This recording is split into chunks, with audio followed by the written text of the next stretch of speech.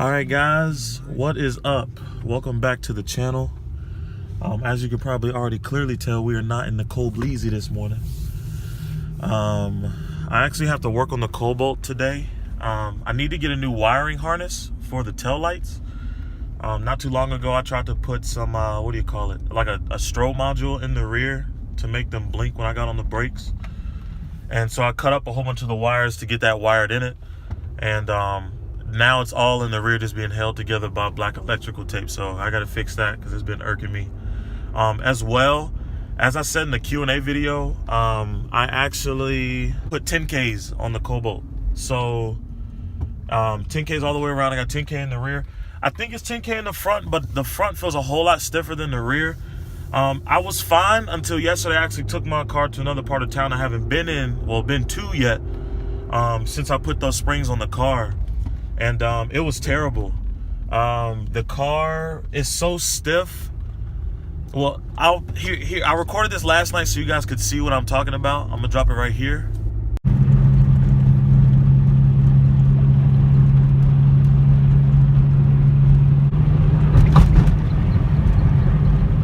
Yeah, I hope that's a good representation of what I'm talking about. But the car, it's so stiff that it's bouncing back and forth. So I was on the highway and I was literally doing maybe 40 miles an hour to not have the bottom of the car bottom out and, I mean, smack the oil pan or trans pan on the ground. So that has to be adjusted. Like I said, I've been fine driving the car to work, going as far as where I've been going. But yesterday I got on that certain portion of the highway and it was just all hell broke loose.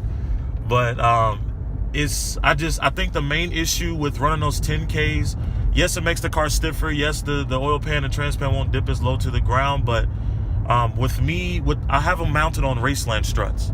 So the upper strut mount for the Racelands, you can't adjust the dampening or anything. So I think that's my issue. I can't determine as to how stiff I want it or how soft I want it. So I'm about to run the Harbor Freight. I need to get a low profile jack. And then I am going to run to, like I said, the junkyard to get a wiring harness. It kind of sucks that I have to raise the car because it kind of looks weird. The rear looks lower than the front when I put the Raceland springs back in. But I mean, honestly, I'm just gonna have to make it do what it do. Because yesterday night, the car wasn't even enjoyable enough to drive. And then I went downtown, and a lot of people if you're from Charlotte, you know how bad the roads down there can be. And I probably laid frame about 5 or 6 times. So I'm gonna like I said, put the Raceland springs back in. They're still gonna be maxed out, so it might look a little. Well, it's gonna look a little higher than the rear. I already know that, but like I said, drivability is just shot on that car with those springs in there, unfortunately. But what I'm going to do for the long haul, we're just going to raise it up now. And then I'm going to get another car, and then I'm going to buy some BC coilovers and go from there. I'll probably go with the Swift spring option, something stiff. But with those, we'll have a full set of coilovers. So the top hats will be adjustable with the dampening and whatnot and the stiffness. But that should make it a lot better. Odds are I'll probably check back in with you guys after we leave there. So catch you guys in a second. So unfortunately, guys, Harbor Freight has let me down. My feelings are a little hurt, but I think I'll get over it. They're sold out of the low profile 2-ton jacks, which is what I needed. They had 3-ton and 1.5 ton, but they weren't low profile. So it wasn't going to work for me. I won't be able to get under the car, but nonetheless, head back to the house and just drew a blank. Head back to the house and fix the cobalt. Oh, and I did make it to the junkyard and get the wiring harness for the tail lights. Hopefully these work. They're not all cut up like mine are. But yeah, that really sucks. But they said they'll have some more Thursday, so I'll swing back through and pick them up. So see you guys at the house. I'm really dreading raising this thing.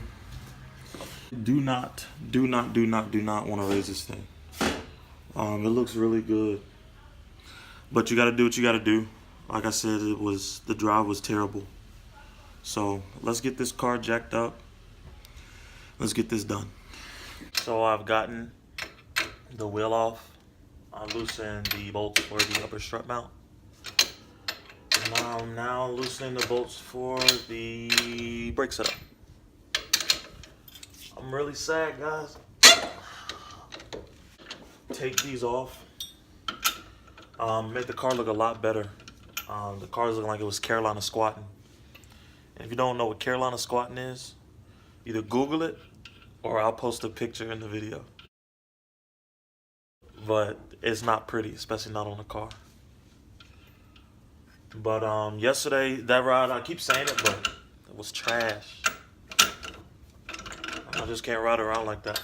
But it's more motivation to do it right, I guess. And go ahead and, like I said, I've been looking at BCs anyway. So I think about doing the BCs extreme lows with Swift springs. And shout out to everyone who supported on the Q&A video. I wasn't expecting to do that well with it. But you guys did pretty good. Not too shabby. Nah, but seriously, thanks for the support, guys. I'm low-key sleepy. But this is for those of you who don't believe I'm low. This is where the tire is rubbing on the frame of the car. I cut out this plastic because it was rubbing here. I put some tape in. I thought it was actually pretty smart. Put some tape in there to get any water from getting in there. I had to cut the plastic all in here because it was rubbing or whatever. All right, so here's the difference in what I was running. The Raceland spring, which originally came with the coilovers, and then this thing here. So this one was a 10K. It wasn't always this short. This one has been cut. I think we cut 2 rings off of it. But it was a 10K, so it's about 2 rings taller, but I mean, you can see the size difference. And this one was a lot stiffer, but gotta go back with these because, I mean, like I said, or like you saw, just ain't drivable. So get this one thrown back together, throw the other side on, and then we should be good. Then I gotta throw the tail light wiring harnesses in, and then we should be good and be done for the day. All right, just to update you guys, Raceland is back in. We kind of had trouble with getting it back in. I don't know why. But my boy Chris, y'all ain't seen him in a minute, came and pulled up. He came and pulled up to help a brother out. But we're going to hit that other side, and I'm done with cars for today. I'm just tired. I'm really sad I had to raise it. This is going to be ugly. But we'll see how bad it is. Alright guys, what is up? So it is currently the next day. After I got the Raceland springs back on, I kind of stopped recording. I was kind of done fooling with cars for the day. But yeah, so like I said, today's the following day. Just went to chill with my friends and whatnot. But I'm really kind of disappointed that I had to put the Raceland springs back in. But you gotta do what you gotta do. That just killed the drivability with the 10Ks. But it's just more motivation to go ahead and get the BCs, like I said. So, like I said, motivation, honestly. But I didn't put in the tail light harnesses yet. I'm going to do that at some point. It's literally take me like 5 minutes. So, I'll throw them in at some point. But yeah, that's kind of going to do it for this video. I hope you guys enjoyed it. If you did, be sure to like, comment, and subscribe. We are almost to 300 subscribers. We're, I think, 11 off now, so the support is amazing. 300 is the goal before January. You guys have been amazing, and I know you can do it. Like I said, we're 11 off. So just keep up the support. Plenty more videos to come, and I'll catch you guys in the next one.